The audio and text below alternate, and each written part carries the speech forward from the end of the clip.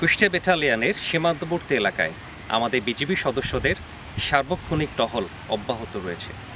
আপনারা দেখেছেন যে কোনো অবৈধ অনুপ্রবেশ এবং পারাপার রোধে আমাদের সদস্যরা সদা তৎপর রয়েছে।